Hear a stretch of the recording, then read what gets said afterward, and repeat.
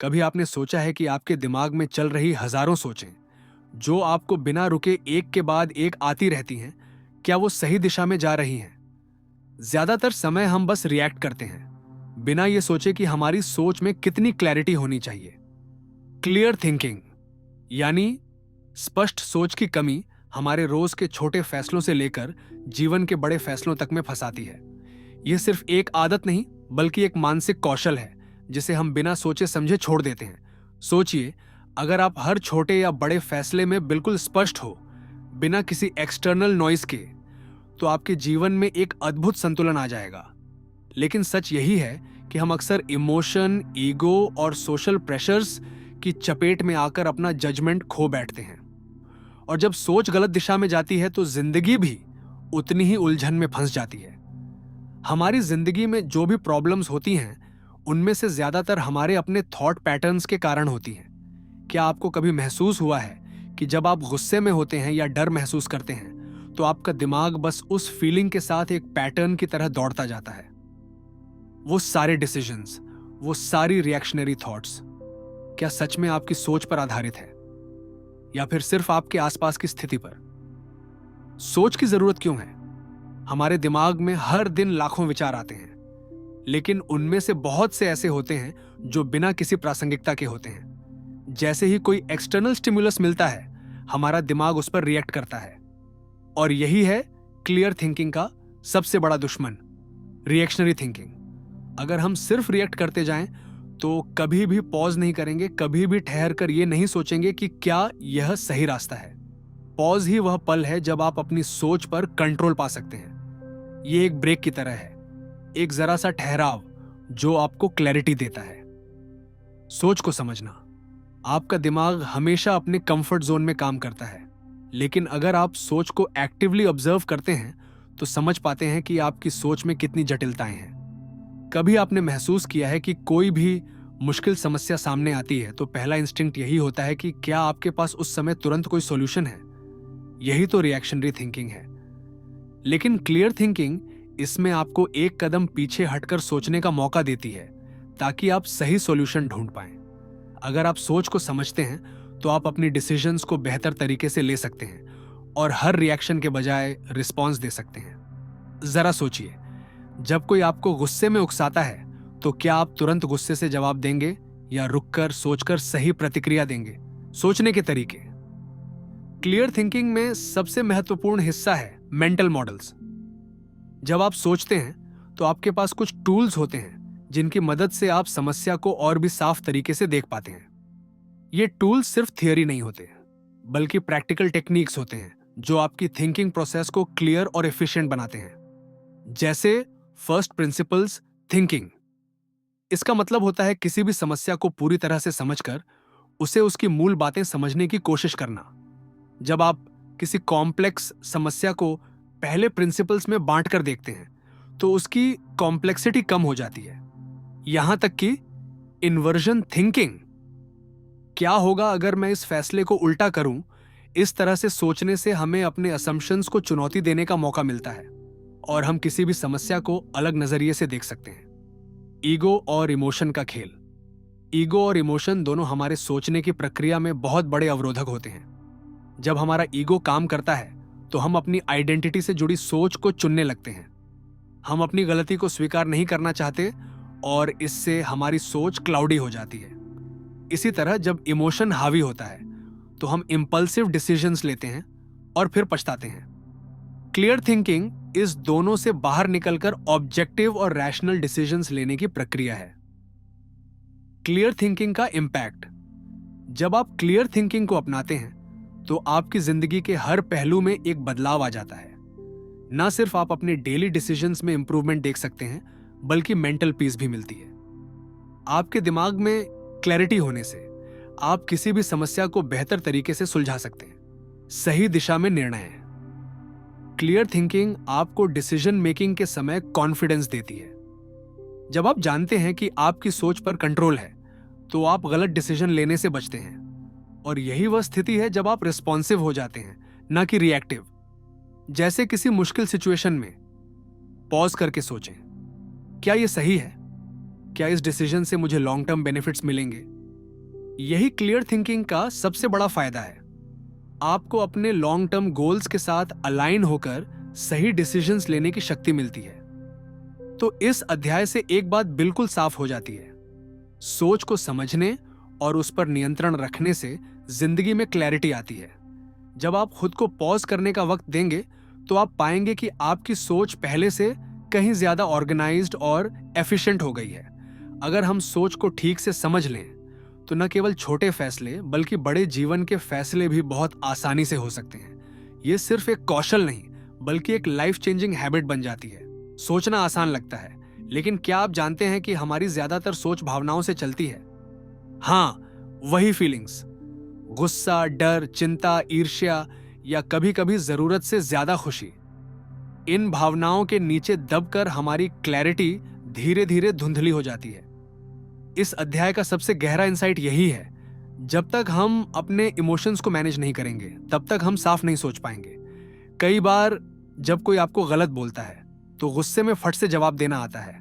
उस पल लगता है मैंने सही किया, लेकिन क्या वो जवाब सोच समझ कर दिया गया था? नहीं, वो एक इमोशन ड्रिवन रिएक्शन था और यहीं से सोच कमजोर पड़ने लगती है। क्लियर थिंकिंग हमें सिखाती है कि इमोशन को डिनाई मत करो, लेकिन उसे लीड भी मत करने दो। जब इमोशन ड्राइवर की सीट पर होता है तो सोच पीछे धकेल दी जाती है और तब हम वही फैसले लेते हैं जिनका पछतावा बाद में होता है। चाहे वो इम्पल्सिवली किसी को जवाब देना हो, अचानक नौकरी छोड़ देना हो या फिर किसी टॉक्सिक रिश्ते में वापस चले जाना। हर बार इमोशन ने हमें कंट्रोल किया होता है, ना कि रीजन ने। इसका मतलब ये नहीं कि इमोशंस गलत हैं, वो जरूरी हैं, लेकिन इमोशंस को समझना जरूरी है ताकि वो हमारी सोच की क्वालिटी खराब ना करें।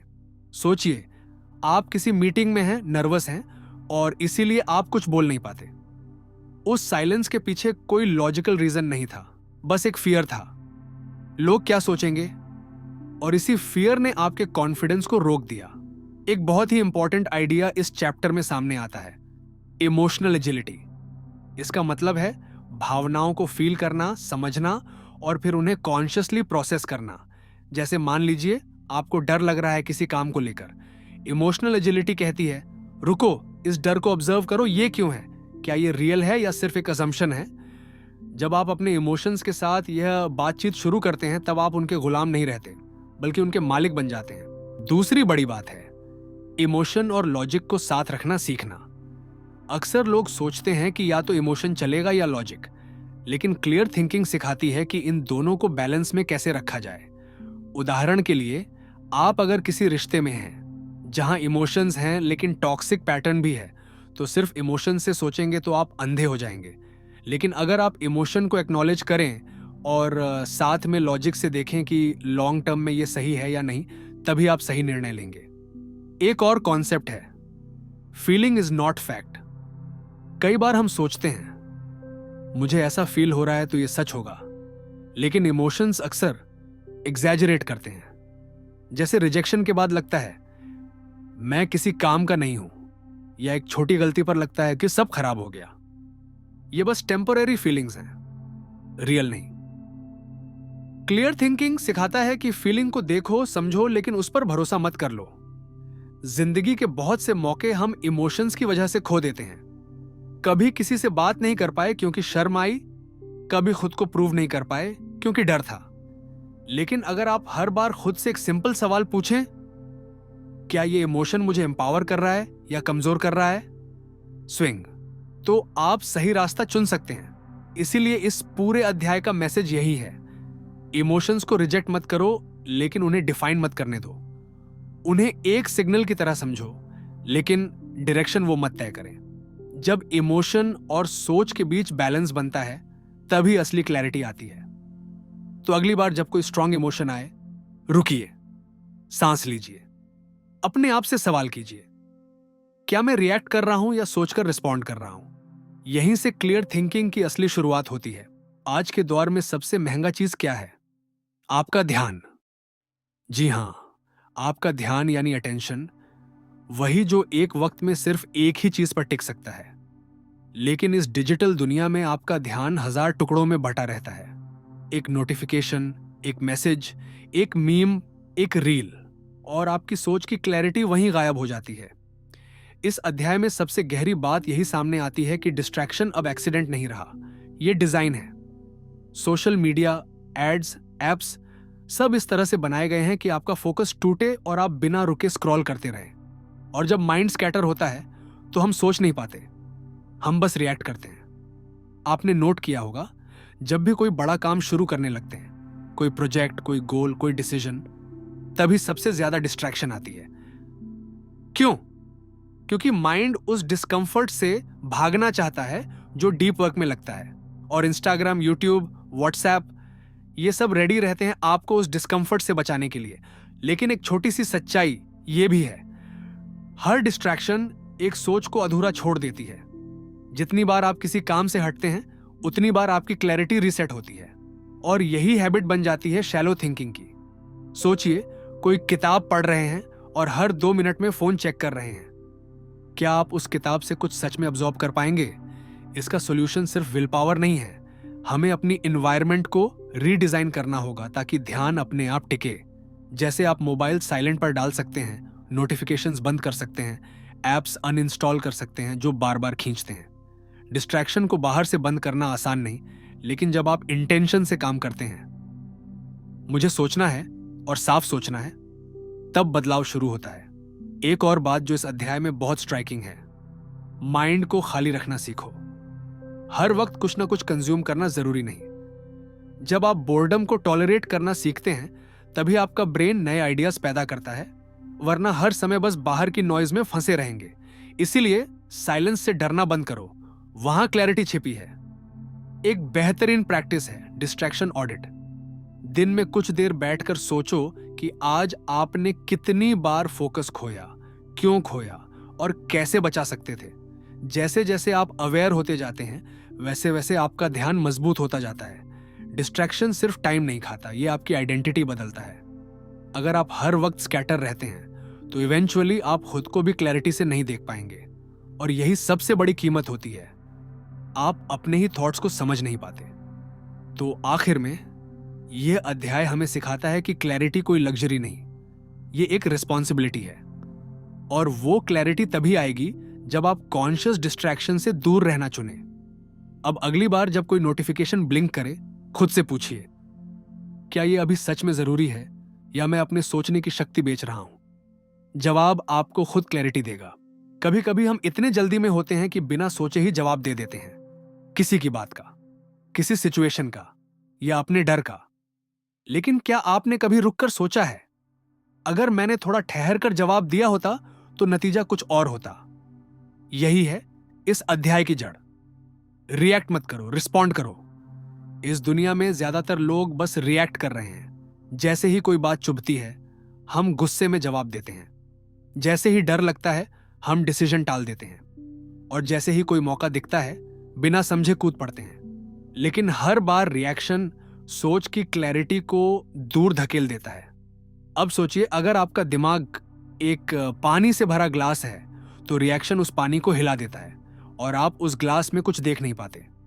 लेकिन जब आप पॉज करते हैं तब पानी सेटल होता है और क्लैरिटी आ जाती है। यही है पॉज की ताकत। पॉज का मतलब है सोचने की जगह बनाना। एक मैसेज मिला जो गुस्सा दिला रहा है, जवाब देने से पहले 5 मिनट का गैप दो। कोई टफ फैसला लेना है, रात भर उस पर सो जाओ। जब आप रिएक्ट करने से पहले स्पेस देते हो तो आपका दिमाग गहराई से सोच पाता है। लेकिन पॉज का मतलब यह नहीं कि आप वीक हो, इसका मतलब है आप कंट्रोल में हो। रिएक्शन इंपल्स से आता है, रिस्पॉन्स अवेयरनेस से। एक छोटी सी हैबिट यहां कमाल कर सकती है। इनर नैरेटर बनाओ। खुद से सवाल पूछो, मैं इस पर अभी क्यों रिएक्ट कर रहा हूं? इसमें मेरा ईगो तो नहीं बोल रहा? क्या इससे 1 हफ्ते बाद फर्क पड़ेगा? ये सवाल आपकी सोच को साफ कर देते हैं और आपको सही दिशा में पुश करते हैं। इसमें एक और सीक्रेट है, breathing. Sound simple but it's powerful. जब आप गुस्से, डर या कंफ्यूजन में होते हैं, बस कुछ गहरी सांसें लो। ये पॉज क्रिएट करता है और माइंड को एक मौका देता है रीसेट होने का। सोचने की क्लैरिटी का पहला स्टेप यही है, भागो मत, ठहरो। हर बार जब आप पॉज करते हो आप खुद को एक बेटर वर्जन बनने का मौका दे रहे हो। इसीलिए अगली बार जब जिंदगी आपको प्रोवोक करे मुस्कुराओ और थोड़ी देर रुको। उसी पॉज में छिपा है आपका असली जवाब, और वहीं से शुरू होती है क्लियर थिंकिंग। आपके पास दिमाग है, ये तो ऑब्वियस है, लेकिन क्या आपके पास सोचने का सिस्टम है? सोचो, दो लोग एक ही प्रॉब्लम फेस करते हैं, लेकिन एक पैनिक में आ जाता है, दूसरा काल्मली सॉल्यूशन निकाल लेता है। क्यों? क्योंकि दूसरा इंसान रैंडम सोचने की बजाय स्ट्रक्चर्ड सोचता है। यही फर्क बनाता है स्मार्ट और क्लियर थिंकिंग इंसान में। हमारे दिमाग में हर रोज हजारों थॉट्स आते हैं। अगर आप उन्हें डायरेक्शन नहीं दोगे तो वो आपको कहीं भी भटका सकते हैं। लेकिन अगर आप कुछ कोर थिंकिंग टूल्स अपनाते हो तो केओस में भी क्लैरिटी पा सकते हो। अब यहां आता है कॉन्सेप्ट थिंकिंग मॉडल्स। आसान भाषा में कहें तो ये ऐसे तरीके हैं जिनसे आप दुनिया को देखना और समझना शुरू करते हो। जैसे चश्मा बदलो तो नजरिया बदल जाता है, वैसे ही थिंकिंग मॉडल्स आपके डिसीजंस को बदल देते हैं। सबसे पहले बात करते हैं फर्स्ट प्रिंसिपल्स थिंकिंग की। इसका मतलब है चीजों को जड़ से समझना। जैसे किसी चीज को सिर्फ इसलिए ना मान लेना क्योंकि सब ऐसे ही करते हैं। इंस्टेड खुद से पूछो, असल में यह काम कैसे करता है? और जब आप किसी कॉन्सेप्ट को जीरो से समझते हो तब इनोवेशन होता है। फिर आता है इन्वर्जन। उल्टा सोचो। कोई गोल है तो यह मत सोचो कि उसे कैसे अचीव करेंगे। सोचो, मैं फेल कैसे कर सकता हूं, और फिर उन गलतियों से बचो। यह टेक्निक इतनी सिंपल है लेकिन इतनी पावरफुल कि कई इन्वेस्टर्स और थिंकर्स इसे अपनी डेली लाइफ में यूज करते हैं। एक और माइंड ओपनर मॉडल है सेकंड ऑर्डर थिंकिंग, यानी इमीडिएट फायदे से आगे सोचो। कोई डिसीजन है जो अभी अच्छा लग रहा है, सोचो इसके लंबे समय के परिणाम क्या होंगे। बहुत से लोग यहीं फंसते हैं। वो बस आज देखते हैं, कल नहीं। अब आपको यह सुनकर लग सकता है कि ये सब हैवी कॉन्सेप्ट्स हैं, लेकिन ये बस लैंग्वेज की बात है। असल में ये इतने प्रैक्टिकल हैं कि अगर आपने इनकी प्रैक्टिस शुरू की तो सोचने का तरीका ही बदल जाएगा। एक छोटा सा डेली रिचुअल ट्राई करो। जब भी कोई बड़ा डिसीजन लेना हो, पॉज करो और खुद से 3 सवाल पूछो। क्या मैं जड़ से समझ रहा हूं या असम्पशंस पे चल रहा हूं? क्या मैं उल्टा सोच रहा हूं, यानी फेलियर कैसे होगा? इसके शॉर्ट टर्म और लॉन्ग टर्म इफेक्ट क्या होंगे? बस इतना करने से आपकी क्लैरिटी लेवल नेक्स्ट लेवल पर चली जाएगी। क्योंकि सोचने का तरीका अगर सही हो गया तो लाइफ खुद ब खुद सही दिशा में चलने लगती है। कभी सोचा है, हम सबको पता होता है क्या सही है, फिर भी कई बार हम वैसा नहीं करते। अंदर से आवाज आती है कि रुक जाओ, लेकिन हम आगे बढ़ जाते हैं। या फिर दिल कहता है एक बार और ट्राई कर, लेकिन दिमाग डर से भर जाता है। असल में इंसान का सबसे बड़ा संघर्ष अक्सर बाहर नहीं, अंदर होता है। ये लड़ाई होती है इमोशंस और लॉजिक के बीच।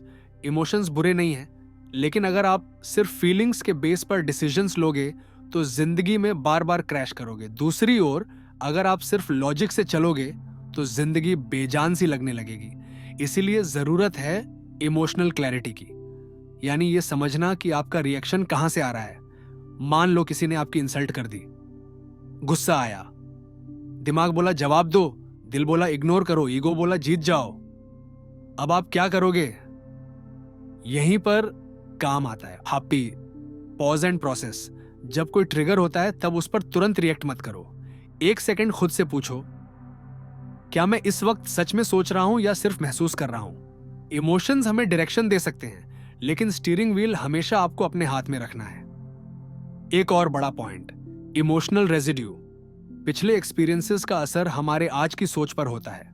कोई पुराना रिजेक्शन, फेलियर या इंसल्ट, वो कहीं ना कहीं हमारे सबकॉन्शियस में बैठा रहता है, और जब कुछ सिमिलर होता है हम ओवर रिएक्ट कर जाते हैं। इमोशनल क्लैरिटी का मतलब है ये समझना कि आपकी फीलिंग्स वैलिड हैं, लेकिन एब्सोल्यूट ट्रूथ नहीं। Feeling nervous doesn't mean you are not ready. Feeling hurt doesn't always mean someone hurt you intentionally. जब आप खुद से इमोशनली कनेक्ट करते हो तब डिसीजन सिर्फ तेज नहीं, सही भी होते हैं। अब अमार को ही देख लो, पहले वो हर बात पर रिएक्ट करता था, अब वो पॉज करता है, समझता है और फिर एक्ट करता है। नतीजा, पीसफुल दिमाग, बेहतर रिलेशनशिप्स और क्लियर चॉइसेस। क्योंकि जब दिल और दिमाग दोस्त बन जाएं तो क्लैरिटी आपकी सबसे बड़ी ताकत बन जाती है। अब अगले अध्याय में हम जानेंगे डिस्ट्रैक्शंस की दुनिया से कैसे बाहर निकलें और फोकस की असली ताकत कैसे पाएं। कभी ऐसा लगता है कि तुम कुछ इंपॉर्टेंट करने बैठे हो, लेकिन अचानक फोन उठाया और घंटे भर निकल गए। कभी कंसंट्रेशन की शुरुआत होती है, तभी कोई नोटिफिकेशन टपक पड़ता है और अटेंशन वहीं बिखर जाती है। तो तुम अकेले नहीं हो। आज की दुनिया में सबसे बड़ी बीमारी है कांस्टेंट डिस्ट्रैक्शन, और यही डिस्ट्रैक्शंस हमारी सोच की क्लैरिटी को सबसे ज्यादा नुकसान पहुंचाते हैं। फोकस सिर्फ ध्यान लगाना नहीं है, ये एक स्किल है जिसे प्रैक्टिस से मजबूत बनाया जा सकता है। और इसका पहला स्टेप है अवेयरनेस, मतलब ये समझना कि तुम्हारे ध्यान को सबसे ज्यादा खींचने वाली चीजें क्या हैं। सोशल मीडिया, व्हाट्सएप, ओवरथिंकिंग, हर डिस्ट्रैक्शन का कोई ना कोई पैटर्न होता है। अब आमार की बात करते हैं। जब उसे ऑफिस में एक बड़ा प्रेजेंटेशन तैयार करना था, तो वो बार बार मेल चेक कर रहा था, इंस्टाग्राम स्क्रॉल कर रहा था और खुद को जस्टिफाई कर रहा था। बस 2 मिनट के लिए देखा था, पर वो 2 मिनट 2 घंटे बन गए। उसके मेंटोर ने उससे एक सवाल पूछा, क्या तुम्हारा अटेंशन तुम्हारे कंट्रोल में है या किसी और के हाथ में? यहीं से शुरुआत हुई क्लैरिटी की। अमार ने 3 सिंपल स्टेप्स अपनाए। डिजिटल बाउंड्रीज, उसने अपने फोन से सोशल मीडिया एप्स कुछ दिनों के लिए हटाए। काम के टाइम में नोटिफिकेशंस बंद कर दी। सिंगल टास्किंग, उसने मल्टीटास्किंग छोड़ दी। एक समय में बस एक काम, पूरी अटेंशन के साथ। डेली डिस्ट्रैक्शन ऑडिट, दिन खत्म होने पर वो खुद से पूछता, आज किस बात ने मेरा ध्यान ज्यादा भटकाया? धीरे धीरे अमार को फर्क दिखने लगा। पहले जो काम वो 3 घंटे में करता था, अब वो 1 घंटे में पूरा होने लगा। क्लियर थिंकिंग के लिए सबसे जरूरी चीज है अनइंटरप्टेड थिंकिंग टाइम। दुनिया तुम्हारा ध्यान खींचने में लगी है, लेकिन अगर तुमने अपना ध्यान पकड़ लिया तो समझो क्लैरिटी तुम्हारी सबसे बड़ी सुपर पावर बन चुकी है। क्योंकि असली जीनियस वो नहीं जो सब कुछ जानता है, बल्कि वो है जो डिस्ट्रैक्शंस से दूर रहकर एक जगह पूरी तरह प्रेजेंट रह सके। अब अगले अध्याय में हम बात करेंगे ओवर कॉन्फिडेंस और सोच की गलतियों की, यानी जब हमें लगता है हम सही हैं पर होते नहीं। कभी ऐसा हुआ है कि तुमने पूरे कॉन्फिडेंस के साथ कोई फैसला लिया और बाद में लगा, अरे ये तो मैंने सोचा ही नहीं था। यही है ओवर कॉन्फिडेंस बायस, यानी जब हम अपनी समझ, ज्ञान या अनुभव को जरूरत से ज्यादा आंकते हैं। असल में दिक्कत ये नहीं कि हमें कम पता है, दिक्कत ये है कि हमें लगता है हम सब कुछ जानते हैं। अमार भी इसी जाल में फंसा था। उसे लगा कि उसे अपने प्रोफेशन की हर बात पता है, किसी की सलाह की जरूरत नहीं है। लेकिन फिर वो एक ऐसी डील में चला गया जहां उसे भारी नुकसान उठाना पड़ा। उसने किसी से फीडबैक नहीं लिया, रिस्क को समझा नहीं, बस अपनी इंस्टिंक्ट पर भरोसा किया। जब उसका मेंटर विराज ने उससे पूछा, क्या तुमने कभी अपने सोचने के तरीके को चैलेंज किया है? अमार चुप हो गया, क्योंकि असल में उसने कभी ऐसा किया ही नहीं था। क्लियर थिंकिंग का मतलब सिर्फ तेज डिसीजन लेना नहीं होता। इसका मतलब है सही तरीका अपनाकर गलतियों को टालना। तो इस ओवर कॉन्फिडेंस से बचने के लिए अमार ने कुछ नई आदतें अपनाई। प्री मॉर्टम थिंकिंग, किसी भी डिसीजन से पहले वो खुद से पूछता, अगर ये काम फेल हो गया तो क्या कारण होंगे? रेड टीमिंग, वो अपने ट्रस्टेड दोस्त से कहता, मेरी प्लानिंग में क्या गड़बड़ है, ओपनली बताओ। प्रोबेबिलिस्टिक थिंकिंग, हर सिचुएशन को अमार अब यस और नो में नहीं बल्कि पॉसिबिलिटीज में सोचता। इस प्लान के सक्सेस के कितने % चांसेस हैं, यानी हर सोच को अब वो डबली वेरीफाई करता। कई बार हमें लगता है कि कॉन्फिडेंट होना ही स्मार्ट होना है, लेकिन असली स्मार्टनेस है डाउट के लिए जगह रखना। क्योंकि जब तुम मान लेते हो कि तुम गलत हो सकते हो, तभी तुम्हारे सोचने की क्वालिटी इंप्रूव होती है। अमार अब हर बड़ा फैसला क्लैरिटी से लेता है, ना इमोशन में बहता है, ना ईगो में फंसता है। अगले अध्याय में हम जानेंगे सोचने का अगला स्तर, रिफ्लेक्टिव थिंकिंग, यानी खुद की सोच को ऑब्जर्व करना। इमेजिन करो, एक कमरे में बैठकर तुम अपने ही दिमाग को एक स्क्रीन पर देख पा रहे हो। तुम्हारे हर थॉट, इमोशन और रिएक्शन को तुम दूर से ऑब्जर्व कर पा रहे हो। यही है रिफ्लेक्टिव थिंकिंग, यानी सोच पर सोचने की कला। अमार अब सिर्फ डिसीजंस नहीं ले रहा था, वो ये भी देखने लगा कि वो फैसले कैसे ले रहा है, कौन से पैटर्न बार बार दोहराए जा रहे हैं, कब वो इंपल्सिव हो जाता है, कब वो डर से सोचता है, कब वो ईगो में बह जाता है। पहले उसे लगता था कि वो सिचुएशन को समझकर रिएक्ट कर रहा है। अब उसे समझ आया कि उसकी सोच पर कई इनविजिबल फोर्सेस काम कर रही थी, जैसे पुराने अनुभव, बचपन की कंडीशनिंग या किसी एक इंसिडेंट से जुड़ी इमोशनल ट्रिगर्स। एक दिन ऑफिस में जब एक जूनियर ने अमर को चैलेंज किया, उसका इंस्टेंट रिएक्शन था, तू मुझे सिखाएगा? लेकिन फिर वो रुका, उसने पॉज किया तो उनको और खुद से पूछा, यह गुस्सा जूनियर पर है या ईगो पर चोट लगी है? और यहीं से शुरुआत हुई उसके अंदर की क्लैरिटी की। रिफ्लेक्टिव थिंकिंग के लिए अमार ने एक सिंपल मेथड अपनाया। हर रात 10 मिनट वो एक नोटबुक में 3 सवाल लिखता था। आज मैंने कहां इंपल्सिवली रिएक्ट किया? कौन सी सोच आज मुझे आगे बढ़ाने में हेल्पफुल रही? क्या आज मैंने किसी सोच को दोहराया जो मुझे नुकसान दे रही है? धीरे धीरे अमार को अपने अंदर की आवाजें साफ सुनाई देने लगी। अब वो सिर्फ दुनिया को नहीं, खुद को भी डिकोड कर पा रहा था। सोचने का यह स्तर तुम्हें दूसरों से अलग बना देता है, क्योंकि बहुत लोग सोचते हैं, लेकिन बहुत कम लोग अपनी सोच को समझते हैं। क्लियर थिंकिंग का असली जादू यहीं शुरू होता है, जब तुम अपनी ही सोच को सवालों के सामने रखते हो। अमार अब पहले से ज्यादा ग्राउंडेड है, फैसले और भी स्थिर और शांत हो गए हैं। अगले और आखिरी अध्याय में हम जानेंगे क्लियर थिंकिंग का असली मतलब और कैसे तुम इसे अपनी पूरी जिंदगी का हिस्सा बना सकते हो। क्या तुम तैयार हो उस अल्टीमेट क्लैरिटी के लिए? तुम्हें याद है वो अमार जो हर छोटी बात पर उलझ जाता था, जो डिसीजंस को लेकर हमेशा कंफ्यूज रहता था? अब वो वही इंसान है, लेकिन पूरी तरह बदला हुआ। फर्क सिर्फ इतना है, अब वो अपनी सोच का मालिक है। क्लियर थिंकिंग कोई जादू नहीं, कोई ओवरनाइट मिरेकल नहीं।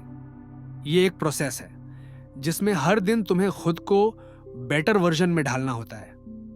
अमार ने अब एक पावरफुल हैबिट बना ली थी, सोचने से पहले ठहरना, महसूस करना, फिर फैसला लेना।